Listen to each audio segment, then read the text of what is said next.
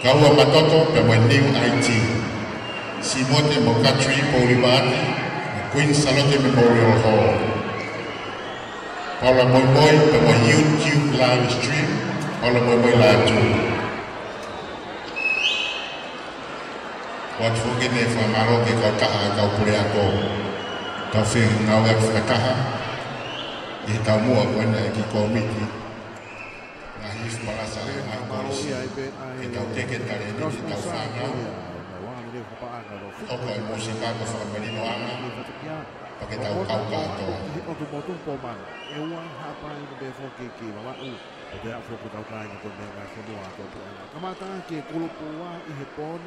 Koe entertainment, koe fancy, koe hamasi, koe hafua, fia e beniki e tahanima, e kamata e tailulu tonga tapu. Kata pas-pasi te polisi tailulu tonga tapu.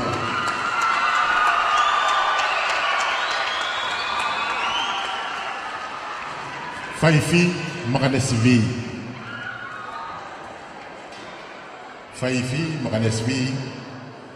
Beka wifi. Fica rangi tenau kamata atau entertainment tai dulu tonga tapu.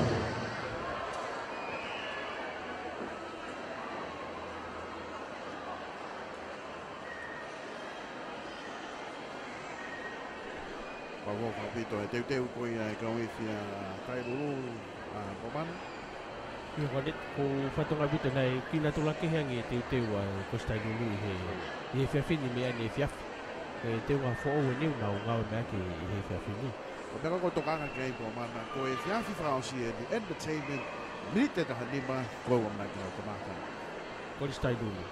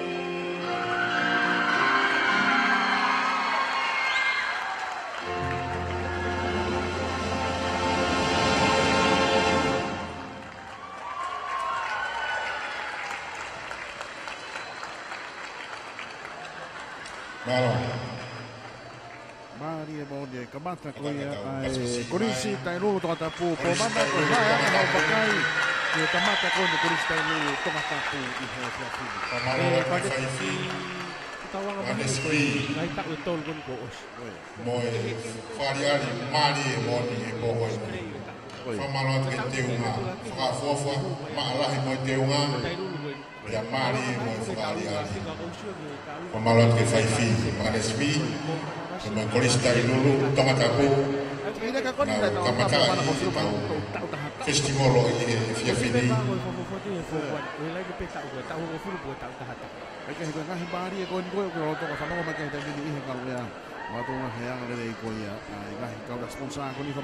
Global Immigration.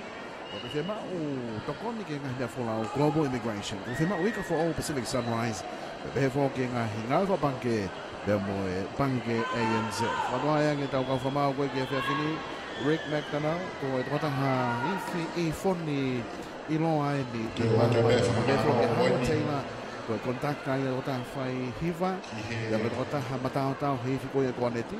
Be for que asa ko fai ko matao tao festival tahun ini.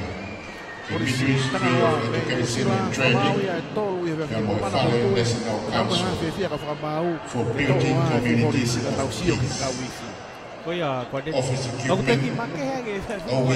main sponsor the festival tahun ini.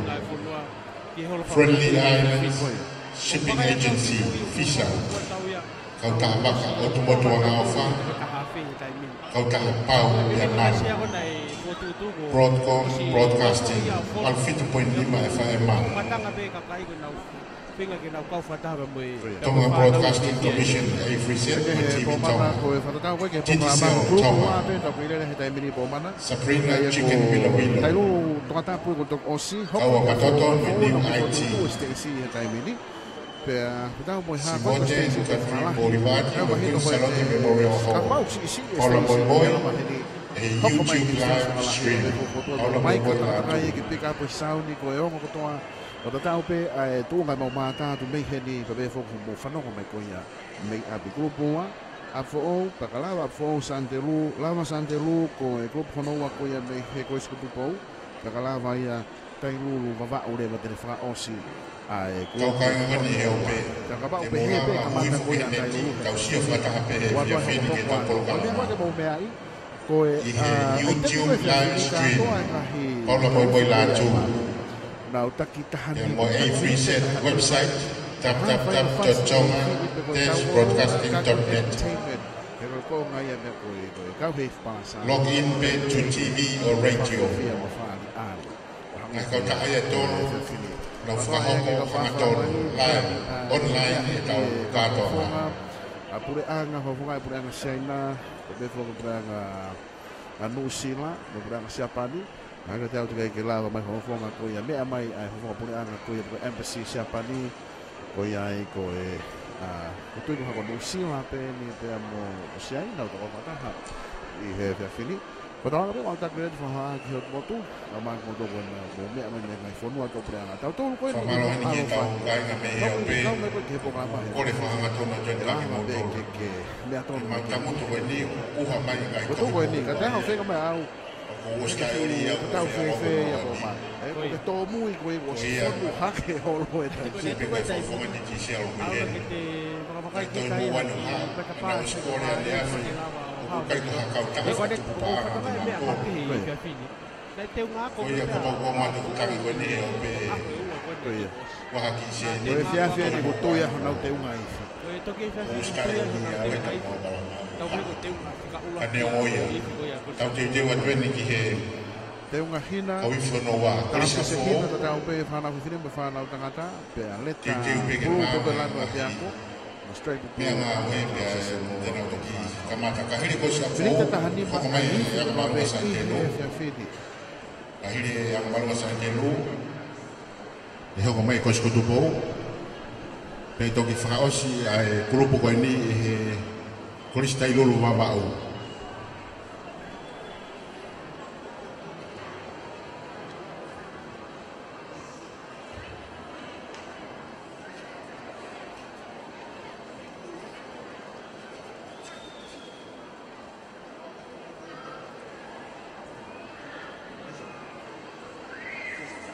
kai pe ngau e koia e kau no ki mo tolu ko ia mo ki ka mai e fini na la ka mai ani na e tau ma ka wi fu ni na la ka mai ni na me kolo ai te me he wa ko na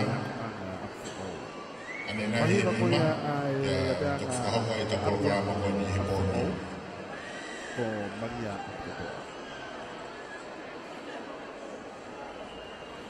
ko me rota toa ko do ke ai ko pe hepe ai uaki fi I have fini wano ai hoko ko e bonga ma lama taha po mana to fitu ke tau kau fataha I have fini malo ko si yongo mo te ko si po foki ko ke nau ko na ya ko ke hebo haka me na ko ko wa I ta ko se missing out ko ya ko si po ai ko na to ni na ki ke na ka ka to ke station ako para tau ke matala ko a ula matatoa o ata be ke ngai ata ko nau kau mai ni ho necessita ke nau to ke nau kau ko kalama ko ko ke ngata pe ai atia up forward his station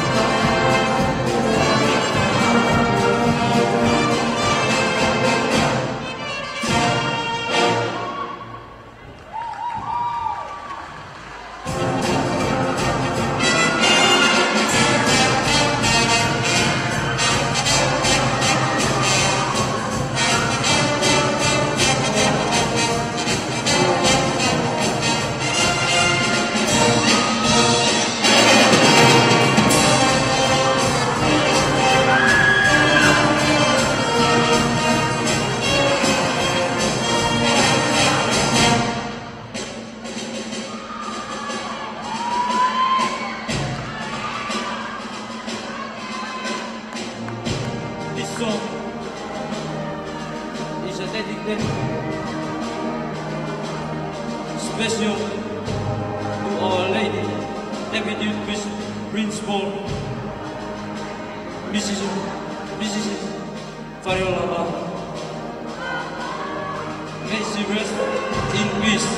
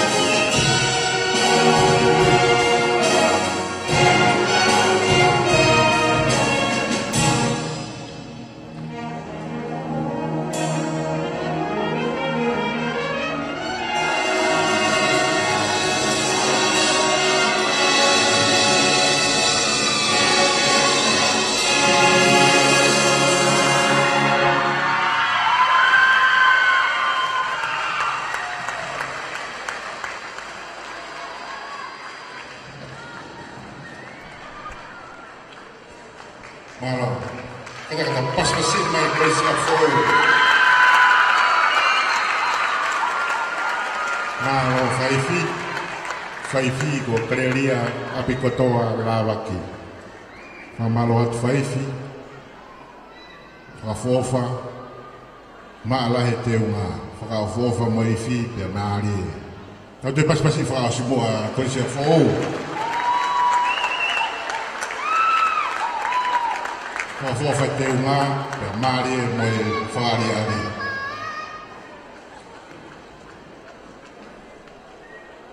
Whamalong Big Down sponsor, Bomana Whamalong Global Immigration, Whamalong Pacific Sunrise, Whamalong Banke and Z. Honorable na tau pehe mo tai lu Bomana toi ke heange asia fo. Toi ke ke asia. Bomana kan ngoni aula no komiti. Kamata. Na ha pe foka. Toi mo wani ko ame ka ni na. Asia ka da ka to kamata. Kaya kasi kamata pe ai po. Oi mo to ko na pe. Ha pe mi tu. Waha. Ofa ke tau ki komiti. Ko kore te pe ka si liga. Porque Maria que hugo ya fo he fe Ministry of Education and Training and Foreign Council que mo for building communities of peace. Ya mo henia I he fe fini. Ake o hina hoko Stacy tau olunga tabai ki na disco na wom ki loto fari ari solo fatau taha na ngahi me aifi. Office equipment, main sponsor Office equipment, Fisher, Friendly Island Shipping Agency, kau tak waka untuk berdoa alfa kau pau montan Pegi broadcasting 150.5 FM lotong live ya tu ya kita tak botol bagi lawan lagi holong pun sarote Lama peke tapi hebo mana gue kah udah deh yo toma hebo lagi musik 150.5 FM Peke hebo sal de luan po mana nau tataka Titi sel toma Pamalat ke titi sel Ako toma habi to ko bakal hiki mai nau te pi Toto mai tam si ta ba ko ki po mima Kau fata Peke tolo ko ha hanau fahinga faiva fani ani faiva Sabrina chicken milo Ko milo ko favorito ko kay po mana Mani ko mani mo fa ho mata ba na mo ihe ni mo mata tonu ai fo fonga ko ya o ka muri ka fa fe mai ko ka te fe Mari pe YouTube live stream all of the live before the police commissioner and what my policy mama tamai pe ngau la foto tu tau ka to ma tau ko to ape Oi ko to ngau policy ma fa ka fa to ya ko ya fa malo fo ke ka ka ka pule ako Peke he whanoa pe hoi kwa wana pura wa kasi nere ya te whawhatongia ki mautoro me he otu motu ka maa motu ka me ka whua ko me ana o fit mani mai whai maa broadcast podcasting kwa kone te nonga tāna he whana te popo mana ka wako to kwa tu ai programa mani ko ya kore tu koe te mini ka paka whakau kau me ki hoi whamata kui sa me maroro ko ya pio mea mai ki hoi fit mani maa pawange me kai te kau koe ka whamosia kon me toa ko sifonu au pito ai holo i he tai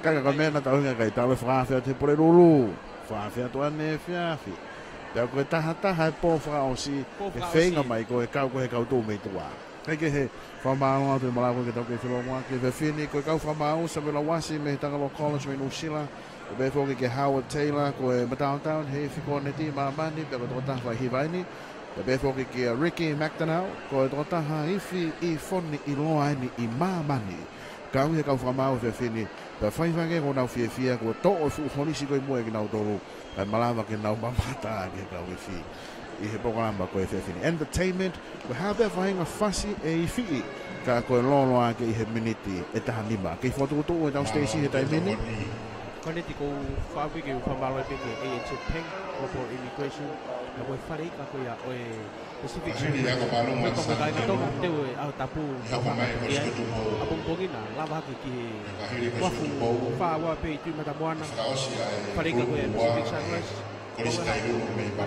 Kau kore visa ki Amerika Opo Immigration Ngahi ngau whapante Malawa toko ni atu AHC Peng Magmoto Maringani koe kamatanya sante rupo mana Ki tamasi ho fu atu mau tau tahan lima mai fu aneti solo tau tahan teke mau mai kau ifiko tau tahan pe from Stacey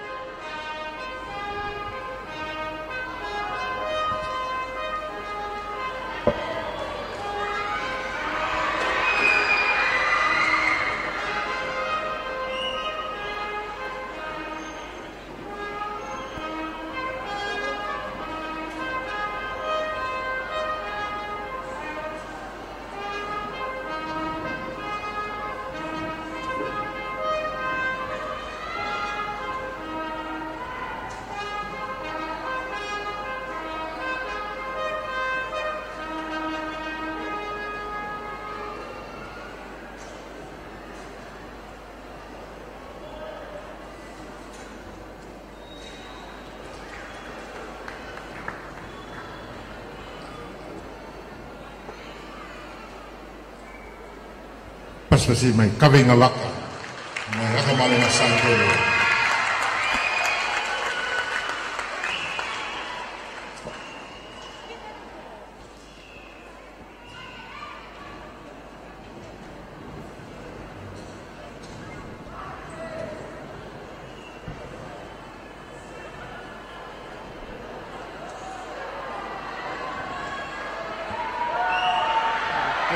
Dito foto ko ya sante lu ko tamate e Stacey ha kai ni limelight mai mui to ka ha na fu fai ba fa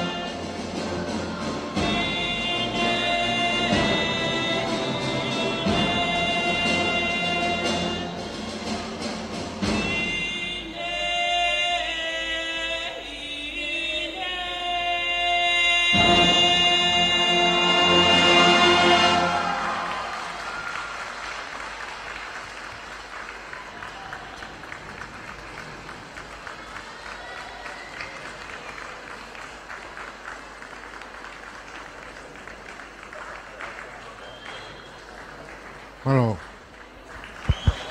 Malo. Malo, kata-kata pas bersama Kaweka mo St. Andrews High School. Whaka-ofa mo niko te unga. Pea toi whaka-ofa mo iwi. Māori au pito. Malo St. Andrews High School, pea mo Kaweka waka. Todo atu.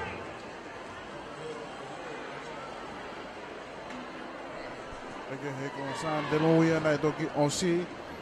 Ko tu ko ni he tai mini po ba na ko tu e ka o he nga o fa ka ta mo ni ki. Kam mata te tau whea o wi. Wano ana ina ya. Ko ni stan ke na wipi Mo ki roto ki te tokoni mai. Ma ki se niti. E to tongi o te kai mo tu pina ya ni fotu mai ta wha. Alo San de Lo. Coming soon.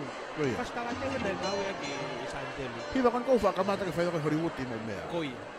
Pea Whamalolo ki kai na tonga o toa he o pe. Te ki te pire. Sio ngate whakanga ni ka motoro.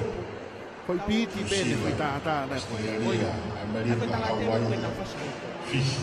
To atu mo ni pe ai te ko e fa na o e ve fi. Ofa mai ke tau whanau ko mo Santelu, hai ko fa mata. Koini, Hake ha foi fai mana, te wa ka po hi Festival na o na ma te Koini. Stacy.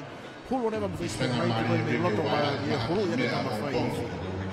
Ta ko foi film ni ko Hollywood i pe to ki uno ka leva ai ma o si ki loto ai to The Ministry of Education and Training, ma so toko fa hange pe ha foi piti ha for building communities of peace. Ha ora mo ki fa na uia From the Ministry of Education and Training, the Mofare Council. The office equipment,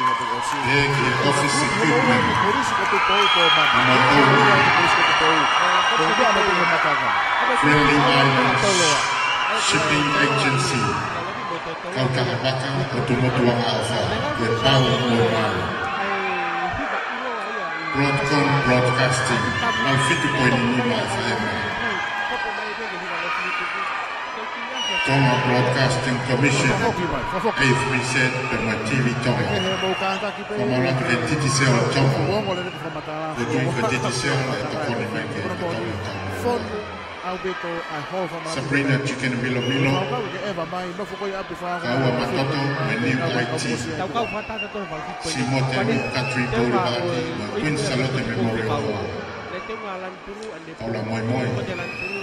Latu, YouTube live stream.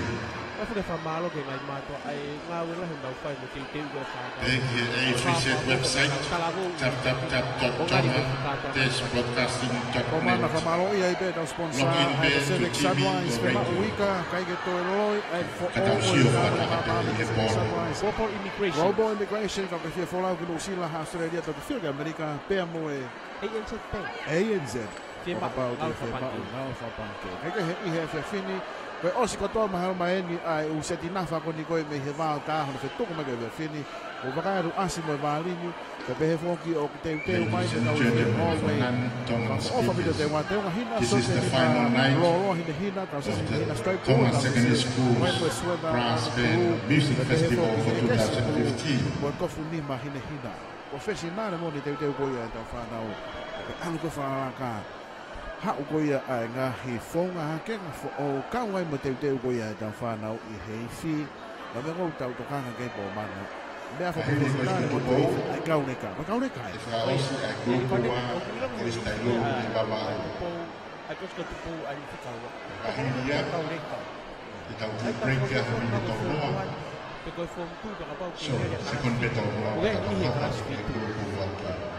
So ta ke matanga ko mana ko mana ko he to wa fe he ko fi ko ta fo fo ya ta na ko ta ko ya na ko me to matanga te me to e ko ta ko ska tu po ta ni na i ro to ka le ko ska ka mo to ta ni ape fo ko na u kan ma fa na weslan pulu to ka ka ta pia ke te nga ma hen ko ke ni ka ni o nga wa ki fa na wa ko lo to na ko ska tu po ai ki ko te ko o nga wa ya ko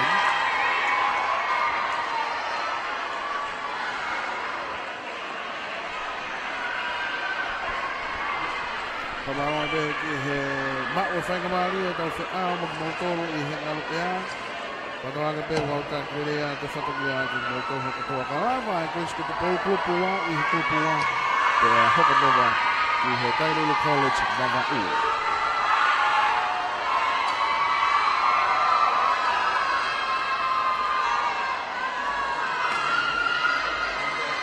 Alo. Continue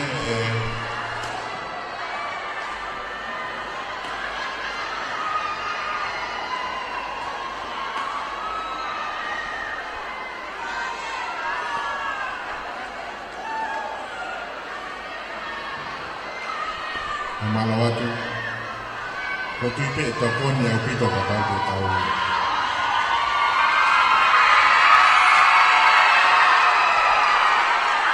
Koe whaitu whaki ai whikaua koe a kosko te pou ka net ko Samiu Atiola. Koe whoha peno e pere ako koe a o konsi. Koe ne tokanga e kau whikaua a kosko te pou.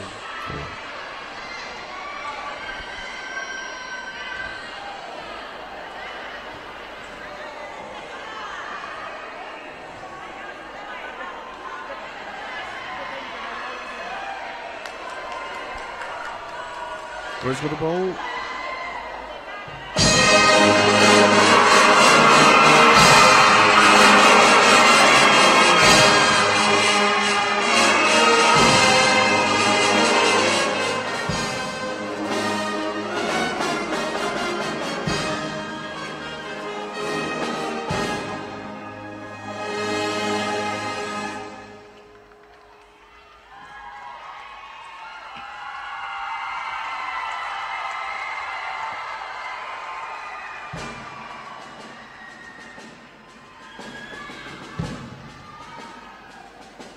Malo. Kata ko ki whakalongolongo I fo katau mao e maari e. Malo.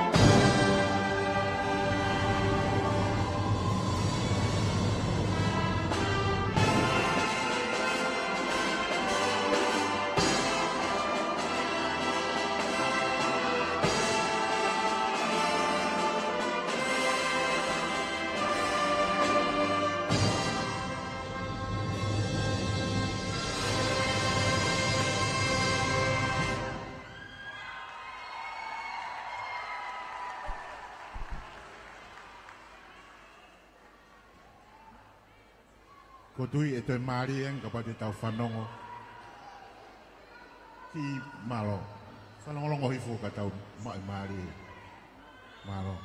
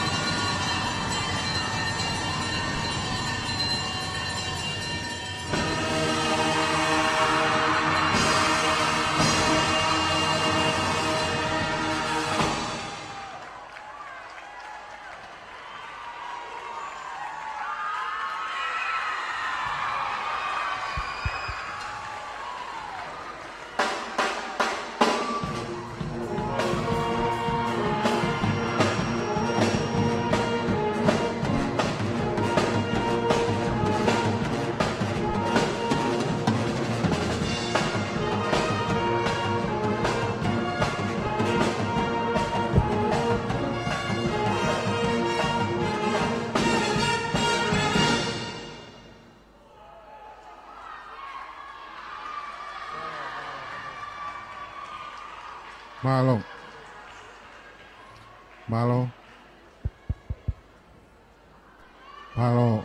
Kata-kata pas besi mai Koskodubo.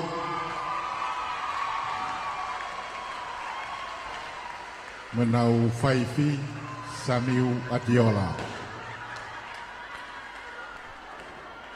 Koris ko po yan ito ki Osi hangebe ko yan mo to ki mea mai kai kai to hela no fa batala ko ya de mo ongon na pe I hengalu ea ongo ke o na hinota kai fo ke ufu ilo fe ke musika po mana kana ko ilo pena ke sio me mo usio ko tum o fas ko tu po ko na fai fasi ko ya o taulahi ko ya tahawal tahawa aya ko hiri ko tau ai ko na ko konga ki mui ko na o na fama popo I fico tolo wa I fia fin na fai hiri ko tau ba ko fa merino ko fa ilo ngai ta ko fa fangu ko merino anga fonua ko hui mahaf tu ko tau ko konga ya ko fas ko ya ko taulahi ko tahawa hiri ko fa merino ko merino ko ki to hoka tu tau kai ba ko tau bebe ko ba tau o mai ki henga hipa fa ko koe ko fa ilo ngai tau no fo merino tau no fo merino henga hiako ko ya hiako pa ko hinga ya me foto tu he komite ai fe au hiko ni ke fa fe hiai ai nga hiko risi fa malo at kita ko sponsor ANZ Global Immigration e pe fo ke fa malo ke Pacific Sunrise kasi kodet ko me fo mbari tau sio ke fe fin o ku ha upe ka wiki to ke heang e nau fo meti mo na wanga nau fo tutu ange ko fari ari ko ko tu bo ko ha ko kire ka ko ne tawari tau sio ke tare ni te fa nau tau ko palasa pe mala ke tau to ya la ke kita kaun me vari ni tau te wat ke tatu tau tolu e kala siwa e ifi ko ya ai ko stai lulu pe me vai fo no va u tatu ko ni development ni po man ko development ni tatu ko ni ko tai lulu va o fa fo ofa na te nga po mana so te aloha na to eva na to ki wai ki e via fini pe mo ha mo ko sho ke ngai te nga no ai via fini na ngai so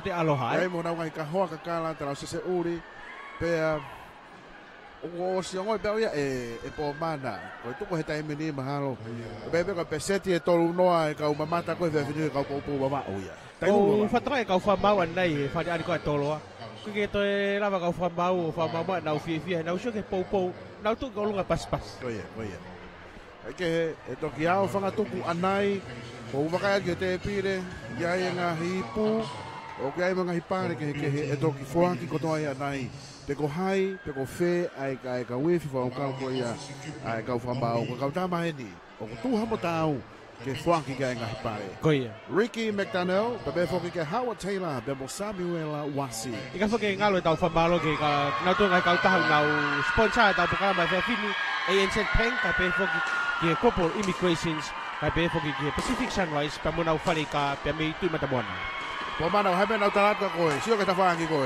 ke ila pe ko hanga ka uva ko hanga ko fa ya o ku tapu ta ofi ya na ko ko pa bo kai ga o va ulai bo fa no bai pe ki fia ai matanga e fa fin ko ia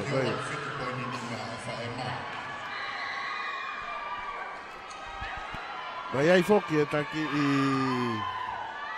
muna mai me fia na fi po mana fai ange pe si foki va o ia ki va o mo nga hipare ko ta uni o ke are hata ha mo ko ga mana pa fuka be o ku ke ha ke foki ma fa na va o he ma fa na to ga e pe fela o pe ko fata ma fa na ko stai lulu va o na wi Stacy e connect mag tau to ge fe fin ya mo na to te na fa ba po klasiwa e fe fin ko ia Kata-kata pas besi mai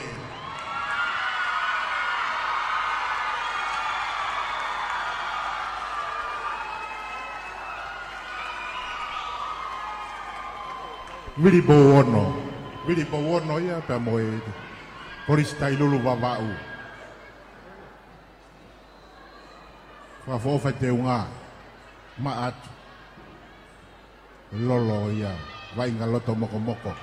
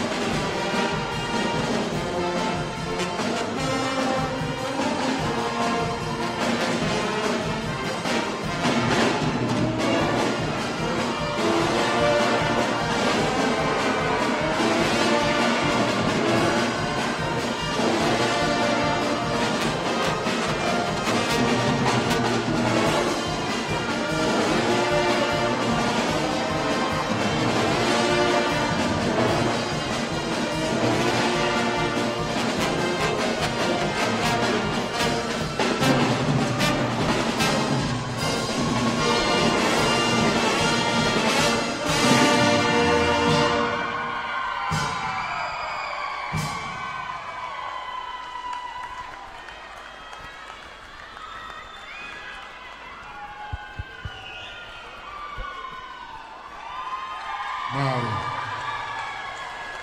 Kata-kata pas-pasi ma Vili Bowono. Moe kawifi kolistai lulu babau. Nau lava mai fafofongai mai tau ngah yako meitahi. Vili Bowono ya moe kolistai lulu babau. Nau lava mai fafofongai mai tau ngah ifi meitahi he tau koini. Famarolahi atu ki he kuriako. Pe ki he tau kita ngai matua ko to pe kau folau ko ni nau lava mai me babau ma lahi te unga pe mari e moi fi he via fin Moni be MC po mana malahi te unga mari e fi o to kanga ki fonga Ko usa to ko ke fra ba ko palang. o e ki mata pure ko tem ko nai hua e tromboni ane nai Ko ia. me ai fi slaiti me ai fi Koia. toho ko kaure ka baba o ia u fanga ka fatapu ka fabatara te mahino vete su ko va e ni ku toho ake Ko slaiti sa de are ki na de ta ke kiri pe nga we ki hono ni fo fanga fatabu ke hurere. Ko va ko va Sniffy slide ke va Me palasa. Kaya ko foi konga ko po mana ko siya ko ko palangi Te ke nasional Teka we nasional ma. da be. Baba uia, hai ko tato ane nai. Ko tu ko tai mini. E o vare tau go ga ma ko tau ga to nga. A foki e ka ore ka baba u mo ha. Ko di ko de. Na tau pe pau e ku fatoka de ka pure ako ko ya tu ko wa skulu. Ka pe fo ke pa ste na ko sa susidiana pure ako skun chalo te. Ko ia. Ka ba ka pure ako e na o vare. Tak malava pe baba u ya ga we ko na wa e hu fa ka ka bu. Ifi aki Ke kawa ke ifi, ko ke ngata pe ni ma, kau mo va. Pana na we la hinga na to ngai fasi ko ko ki fono Pacific. Ko ia, ko ia. Ka fe ko pe mo na te nga fe fi. Ka de ke ta fe tu ko ta fa malo ki ngai kau taha. Apa na ko fika hawa ko hongo fulu ki entertainment bo mana. Te wanga hongo fulu ka to ke ka ifi bo ni ko baba u te ki fala ha to ka foi hongo fulu ta ke Ko ko fulu fo ke fe kau ya. E fe kau ko te ta ta ma fe kau ma to melo. Ko ia, ko ia, ko ia. Kau ta fa malo fo ko de ki Pacific Sunrise mo fa ka ko ya i tu matawana ka pe fo ki he proper immigrations ka pe fo ki he ANC peng kau fi ma unga fa pangke malawa kau taha ANC peng fi flau ki muri ka tau fito ki Amerika ko proper immigration tewe ah tapu tau hanga to pong ki ah to naki ko tewe ah tapu i ah tau hanga ki ai ko Pacific Sunrise te lawa fea ho fi ma uika yo family mo teu ko ya o ah tapu tau fa malo fo ki pon ngai polis tonga no to kon no foto tu ko ya o tau funga Stacy e Connect i he fiafini. Ko tu ko ni pakaitu ki he matanga po mana fonu apito hol famanatu i tai mini pang fa ukau ke eva mai no fo ko ia pio me mai ki ba fit po ni mai fai ma ma e ongo le rei ngi ka hala be ha ukau mai ka fe fi mi ko ia me ko ki mo Stacy te ka ko ka bosia me tua fonu ai hol famanatu i he fiafini i hono mata ko ia ai sivifi ai ngahi korisi ko ki fali ani ni po mana ko vai ko ki fali ani ko mata pole Ko kau polisi tonga nau ko nau to nau kau fata mai pa mo Satu ki mai fi ko ai ko mata pole sia panen po mana ko mata pole papalangi satu kala ki mai fi ko hange bahagi polopeni ko ia. Tasi yang e trumpet. Kaya ko ha ni ko he ka ofisa tala ki fa nau ta si pinga ko ma to ma ta si pinga ke nau bolo mui vai mai ai ka ui fene ka polisi ko nau to luia te nau fa ha ki fa ali he tai meni ko ho le ba ki he group oranki ko premier no mana ke to ho Ko premier tau hanga ki ai pe tau pe ko senior A.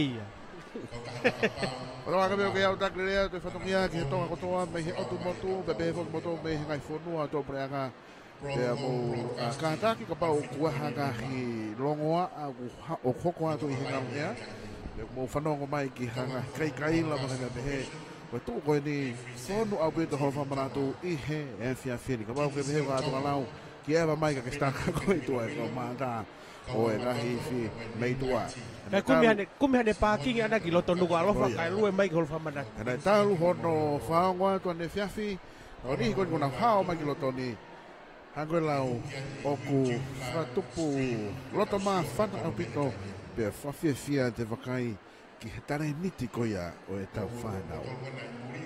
Ko mo whamau ana ia po mana na kaka ki Stacey. Ai ko Ricky McDaniel ko e tangata ifi I foni I loa I mamani po mana. Pea ko whamau na ta Howard Taylor o kuiai a ene ka uhiva ia ana ko ene ka wifi ko ne pen ko ta ko ni ka kontakta fa ifi. Hanga te o te pe mo ne wharenga au e ana. Wharenga au ngai me ifi. Pea kauen he ka ulau taha he ifi ko aneti I mamani. Ko tana ka mata foki ai fe auhi ko aneti. Ka weni e tolu pe fa. Mo na kau mai pe. Na fua pe na fa more. Na u lava mai ke pou ke tau tupu. Ka pe foki tau fa na wa go mo na tare ni tiko ia I he if palasa. Ka ko sponsor famalo ato be ki he Pacific Sunrise famalo ki he ANZ pe foki famalo ke Global Immigration. Na wale dei ko ia o fapa nga kai balava fa mafola tu I galu ia. Ai po kala pa ki he ko ia I he fini.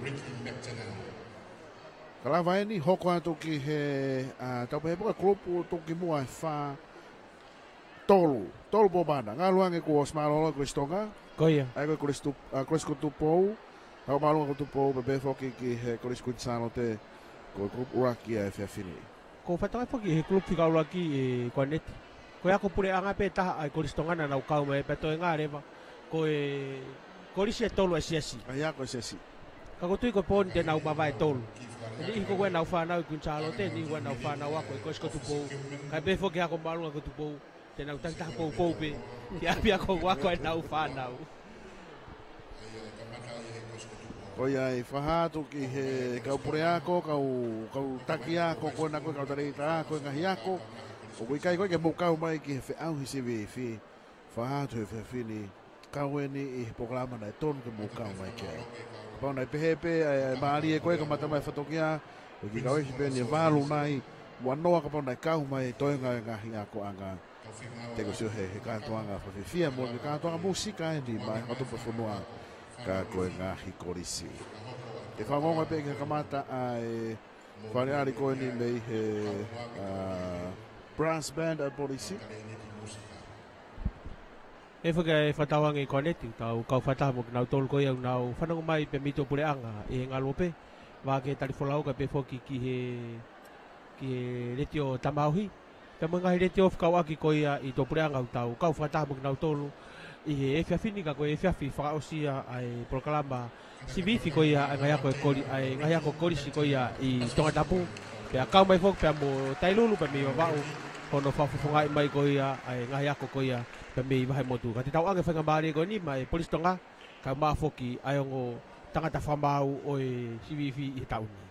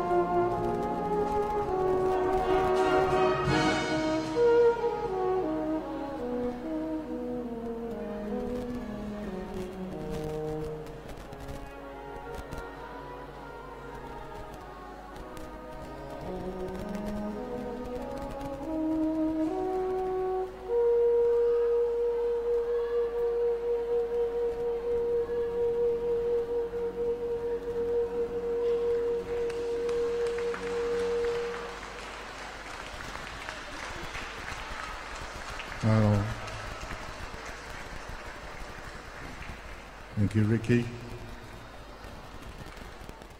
Tangata na ko maupe na siya ni kilahian na hinaifi. O siya mamani ngahi CVF Championship solo ifoni tuki mo aya.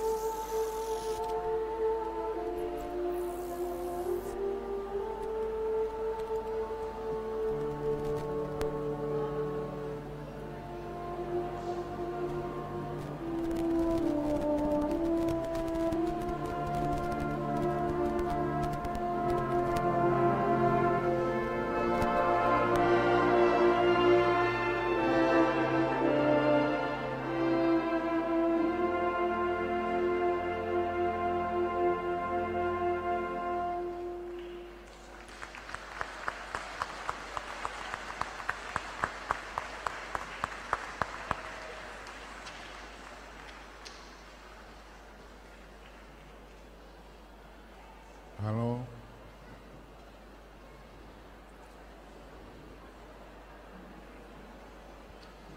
Koe motua tare ki ta koe ni koe whakamalo hoi pehe o parangi ke hao ki ifi.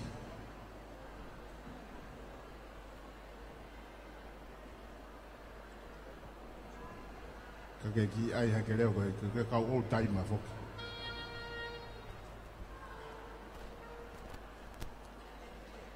Koe mei whiko no ku iwi atu he tare ki ta musika e potangai polisi koe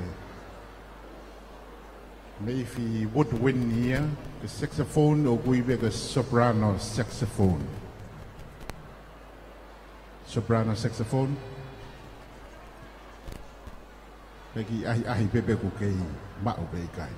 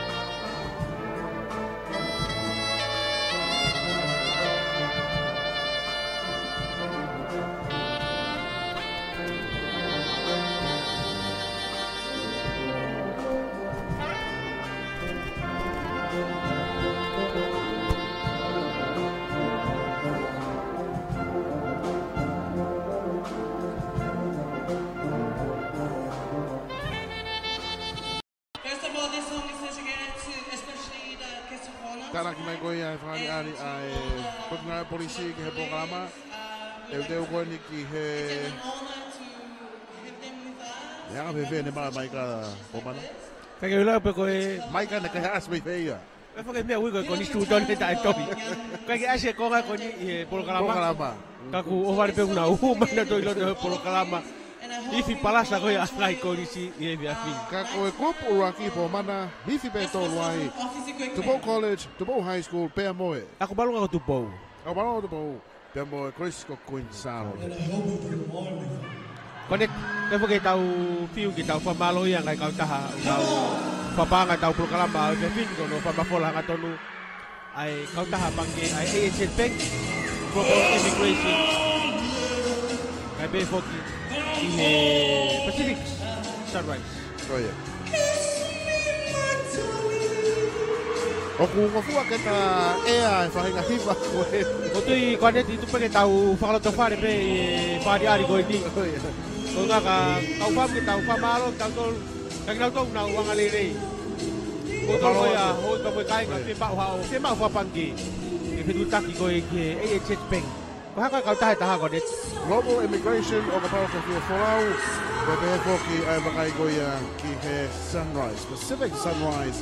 Ko ika fo taha i fa su ga weekend. Ah bong bongi. E be vai foki marketing mata bona. Ki Pacific Sunrise di ba wai ai ka kalas ke. E te u ga ia pa mo te u ko ia. Oi ah tapu. Oi.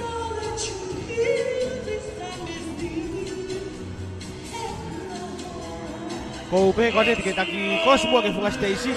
O ki tu ya tu ke tau. Ka fa ta mo na do ko e pe to ke.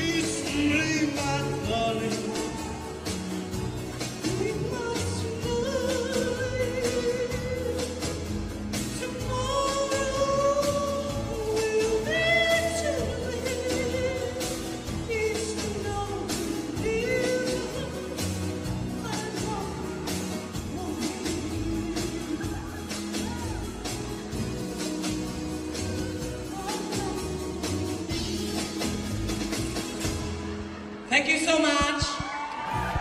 Malo, Pito. Malo. Pomana ko o si pene ko e ke ngi ke sa polisi ko tua. Pe awa mo tapu e kona e ko fa pure anga. Ta ko fu ave. Aku tahu ke puke pe au frau e via fin. Tau ha ka foki ko de tiki tau ta kai fa ko e via fini. Ai grupo petolu i he kasula ki. Ko scuchalo te aku malu ngago tupo. E pe foki ke ko ska tupo. Ko ska tupo te na ta fin mala e. Vamos fa veto e teu ko e ko ska tupo. Grupo ulo aki e ni. Kamana mai e kosko do bo.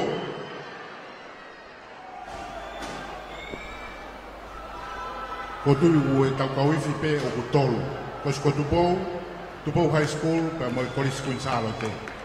Tau ba pe.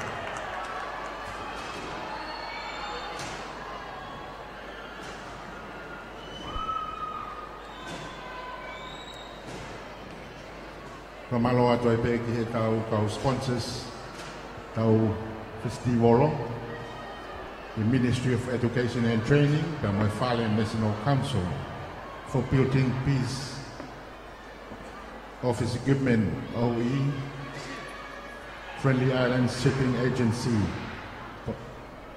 Kau waka o tumotuang alfa kau tahu kapau bomaluya fonua. Broadcom Broadcasting, wal 50.5 FM. Tonga Broadcasting Commission, A3Z, TV Tonga.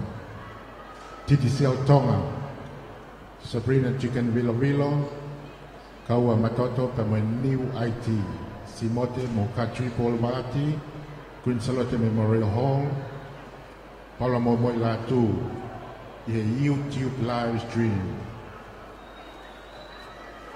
My website A3Z, tap.tonga.testbroadcasting.net. Log in to TV and radio.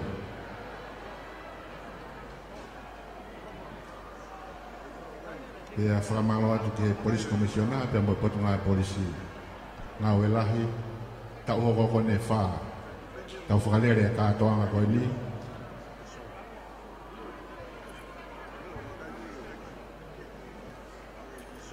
Whamaloa hati ngahi mātua. Mula wa mahi pōni. Kau dua whito ke ngahi mātua e kau wifi. Ngā welahi koe ni mou whai ngau teunga. Kau maha mou taini, tuk mai manau tolu, whahokua e kātoanga koe ni.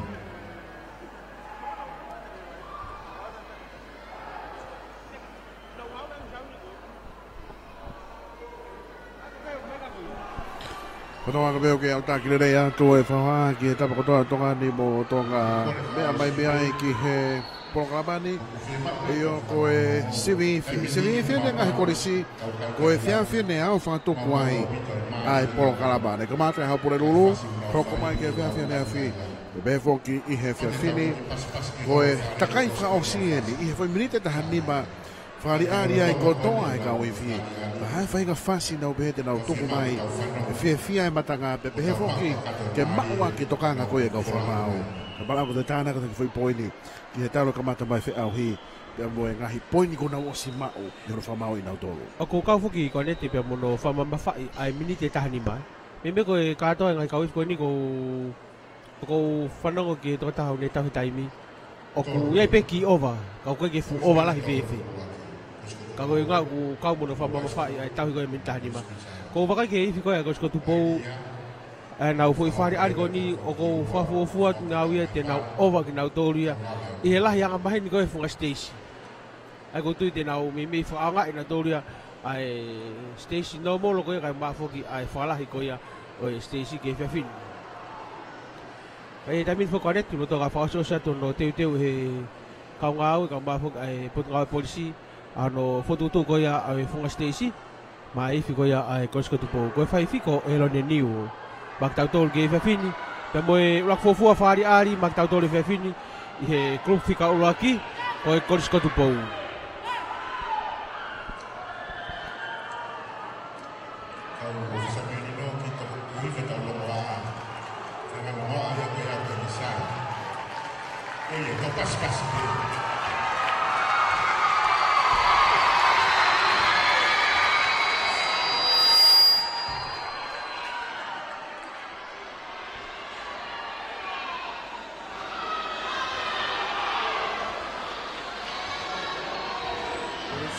Koriskutu Bowen i he whunga Stacey i he taimini.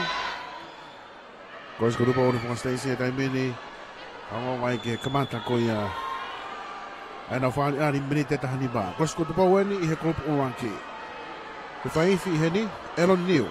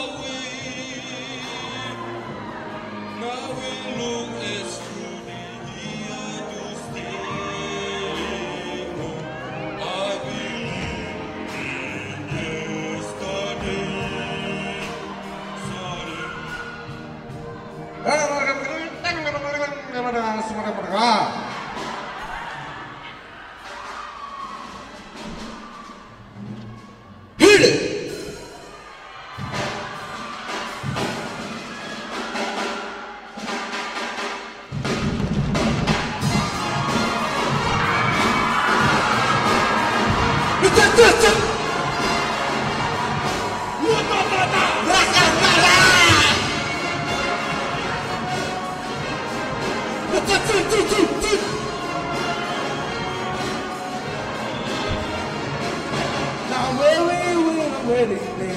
Heard the bad news that you everywhere. Now where were you, little girl? I say, where were you on a wedding day? Oh, oh, give me back my ring. Oh, oh, oh, oh, I ain't gonna let you keep it there. Yeah. Now where were you when I said I do? Everybody laughing and find you soon. Now where were you, little girl? I said, where were you on a wedding day? Oh, give me back my ring. Yeah, yeah, come on, alright. I ain't gonna let you keep with it. Let's ride, everybody.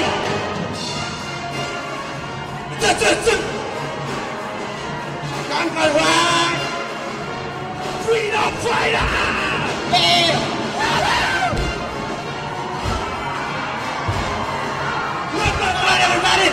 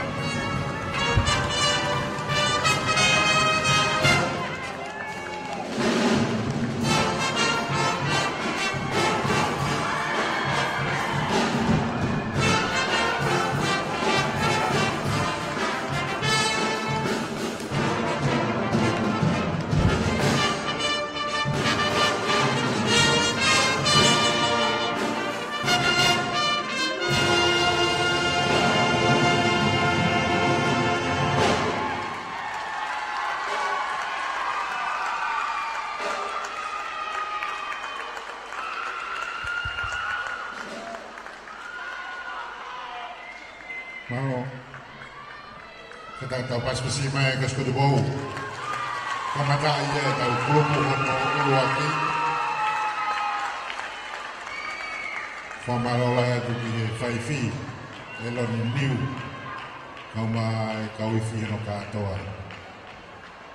Kau fofa teunga, malah teunga, mari mo ifi hefin.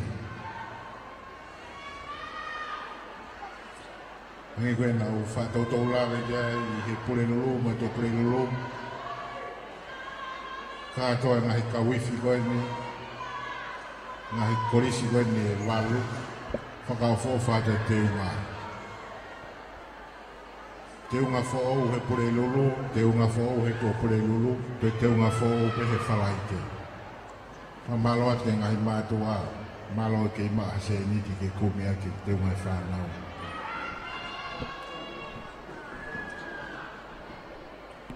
Sai motor ka mo se niti ke upila ko ne umai ka te au he ni ko ke ilo pe fe ia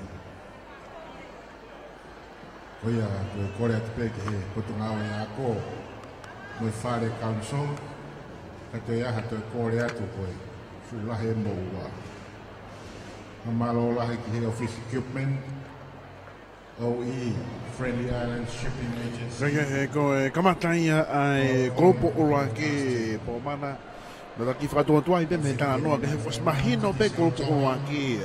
Was mahino pe tonga wai grupo Uruaki o si mau pe na autoria na ki mateu te wanga na fo professional yake. Na wa koris ko to ia mo ero ni niu na to osi. Ai te ko se festutu ia ni pe mo ako malunga ko to po. Se festutu ia pe mo ako malunga ko to po na te mai na to ke funga Stacy Connect. Pe a to so pe ke ko to po na unga ka ngahi me area ke ko e varingi wa uki he kas ke me area na unga wa mo ngai whakari ari tau vai to ki whare re ki he tare ni te tau whanau I kau. Pe fo ke ngai whare ari mari ko. Te pe ka ui feua e Connect. Toi pe ife taha bo mana. Ospeni pe fao se kun salo. Ospeni pe fao se kun salo te. Au ta fe tu ko pe tau famalo ia. Sponsor. Au sponsor po ni. Ai ANZ Bank. Pe foki ke proper immigration. Pe foki he tau wharika mana koa net koa ka tau wharika i whamanat ke kakai Pacific Sunrise ai hao ko ngai ka au hu ko Pacific Sunrise ma me I ka fo taha o I ka ko ngai ka ke he ko e whatongia ko ia o e whini whahau koa tō mei he hofaprat ko e kun sao te e ko net ko whatonga ai kakai o whonua na whate fua I holo whamanatu kun salo te o te ke ha ngaue ke mahino ke ha alu I he whiwhini o ke I whatari pe ai matanga ke nau mamata kotoa ke whari ari ko iau whai he tau whanau I whini na pe hepe ko ha talanoa pe anga pe tau talanoa I he ahu ua ko tau situa pe iai ko tau au mange au wha o si o ku make he ange ai katoa ka I he whiwhini hono au whakatoko ko e whainoro ne whiwhini Pero do wakai ai ko fe ha ko te rei kuna hane pane I he whiwhini Pero fe rewa ai ngahi ako ko ia mahalo better luck next time Mone na ko palagi better luck next time Manana tātou to e whok mai I tau whou Whaka matoko me mai whanua mawa Te whau to e teu rahi ana Ha mau whou mai I tau whou ke kau mai ke whiauhi Ko e mea pe uongo ho mo toi hau ka pau mo wifia ki pe ho mo laiva e he tau ni toho ka laiva e slaiti wanu hau mo hau he tau fuou. Mai e to e sipinga ke ake Ka koe me whini me he hofa manato koen salo te Mari e upe toi tau mo kala waka ko tātai I e taimi. Haka te au po mana. Fofua taimeni ko ho toki mau e ne ui ai e whae ma walfit po ne hiwa Koia. Ko tuiu ke tō koe I he maari e kongalahi o e whiau I e whiwhit Ai pe fuk motor ko yang mo mana ko mai ngalo pe pe to preanga mau tai tai le motor ki he holo famana tu ku chalo te I loto nu alofa e fini ka ko e ka wiki hono tolu e ni ko ni to pe wiki ta pe tau lava I ai mahina ko ni pa tau hanga treva ke mahina fo o tau hanga ki akos ko e teu atu ko ia o ngahi ka toanga ko hang mai e mahina pa tu ka ko e akmal ko tu pou Nau mateu nau tō o so nau te wai fe po ni ku ke he ia ko ni Ka tō peka ui fi po mana fo o e nau te unga Ka mahino ai po ka kato nau ngai mātua e whanau koe ni Ko e ako anga, ko ristu tuku Ko ia ko e koe takita hapoa ke tare ni te ifi A honau apiako, honau korisi Ta whamalo e be fuke nau tō koe nau lava mai pe mi tō preanga ke kau whatamu kau tō ki hono whamau I ko ia ai te au hiti ko ia ngai kolisi Ricky McDonnell ka te ki a Howard Trailer ko tangata ilo ai mala e musika I Pacific Samuel Awas ya mo Samuel Awas ko tangata tonga ia ne tokoni pe mungau I apia ko tangaloa I Aotearoa Dusila Kei whangongo pe ke teknikane ko tukoni o simau e tamaiki Kei whangongo pe ke teknikane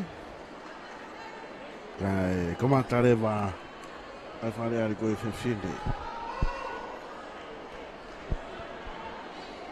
Ko hiri pe ai ako marunga ki tupou tau. Hanga turewa ki he koriskun salo te ne au whangatuku ai kātonga koia.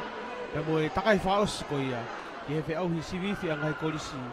O tonga tapuka pe foki ki toke lau kau me mei ai koristai lulu pe me mawau ki wafi hongo fulmani maa. Ko ne alu ana ai aho ni ko ne ti ko ne osi anai. Koia. Te tau hangat ke tau fo pe mo e fari ari fo pe mo fi au fo I tau fo kau tau amana krerei ke riu mai tau fo na ha mai kau wifi.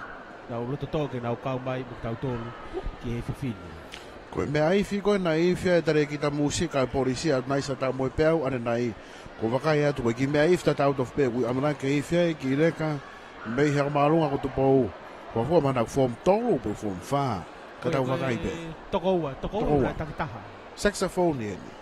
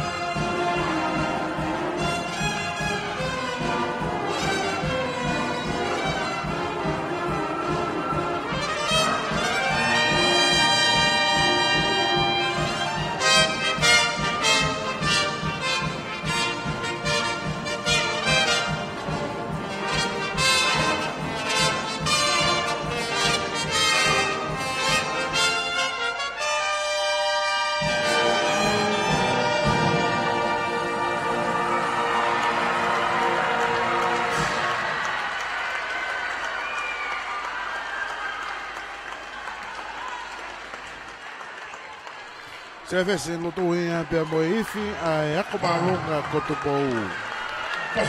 Service Lutui. From Tubo High School. Hello, Service. Ma'alah Deuma, Ma'alah Moifi.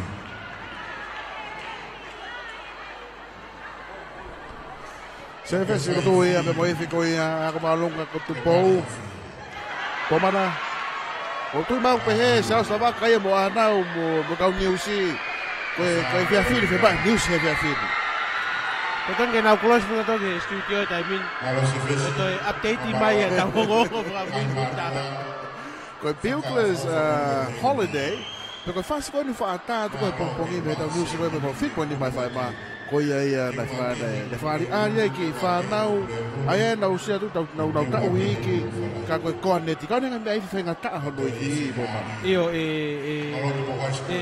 connect ko ko fa connect ta tau mo fa solo he tai mi diva ai ko nau tolu nau o mai fo yongo te tolu ko diva oye ko escuchalo te Gonzalo te na do te nau ka ma bo tau programa ko ya e fin connect Ako famanat pe ke kau kau eval fit point ni ba. Tau kore ke tu po high school ke tau to hikere ba. E tau fibio go. Bugles a holiday ne fraria ai ako malunga kotupo e fini. Kaya he famalo pe ke ta sponsor po mana. Kaya mi balawa ko mafo ba mo ni ngalo ya. Ko pake ANZ. Kaya pe fo ke global immigrations. Kaya ma fu ka fare ka mana ko ta. Inu alo fa ko ni Pacific Sunrise. Menurut pamoy kain mo ula ba ka bongbong gitu mata moana. Ke Pacific Sunrise ai ha ko ngai ka. Mauai pe moy kras ke pe oika. Ia totongi ma to aki ma mon mo ta to la bongbong. Ministry of Education and Training, the Moifale National Council.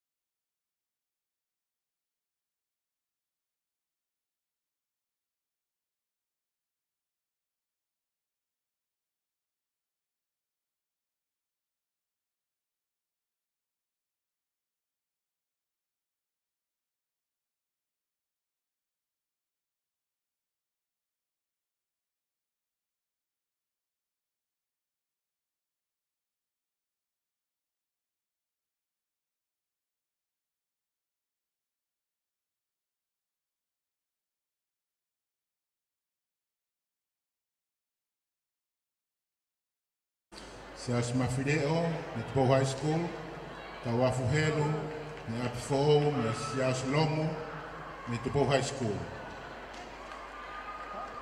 La Venia Tupulotu, Conferenisi Mohuanga, Sonatane Fihaki, Muvria Mimani.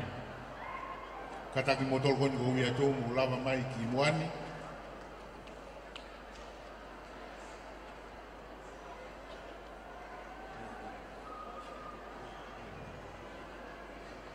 Katak modol ko na uya tu kapal ke mola mai pe la mai fa fonga pe kai e tu ku peheni homo certificate kapal ko ka puli ako en te na la pe ma I tau ngahi fe au solo tau taha fe au solo tau taha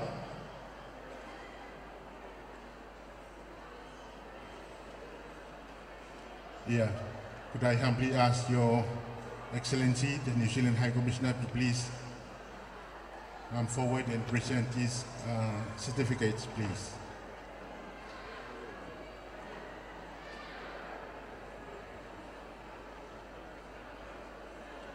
Koe whiau I solo, koe tolu, na neifi e me foni, I meifi I foni, me koe skotu pou sione mila kofe.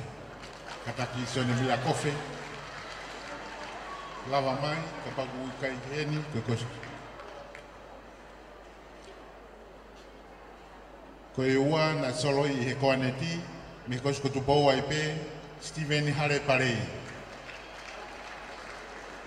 Koe koe taha na uluaki, I vea solo koe ni koe se mis manu, I he plato ni me koe skotu pou ai pe.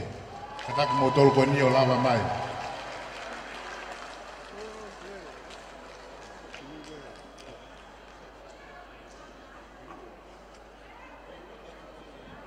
Kataki sione Mila Kofe, Steven Hare Parei, Semis Manu.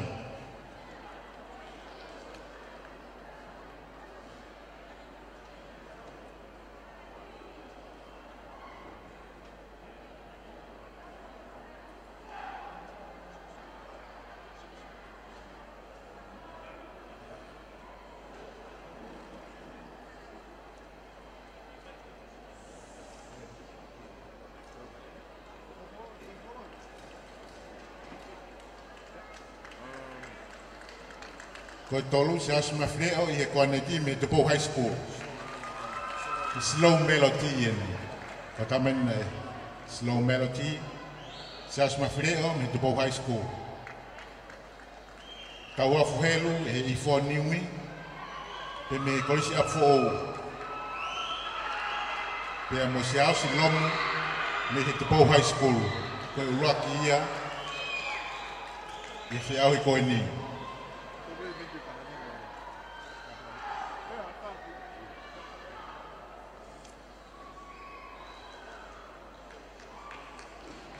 Sa silomu me Te Pou High School. Tau afuhelu me apfo.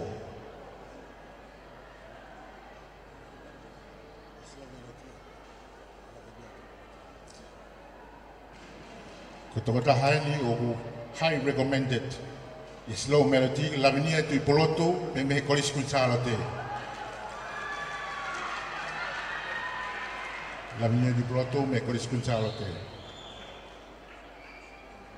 Konfederasi mohuanga me kolis kotopou.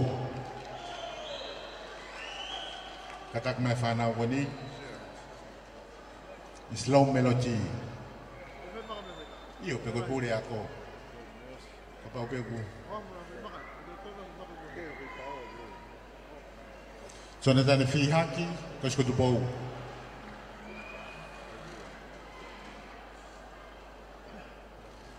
Lia mi manu pe me kolis kotopou.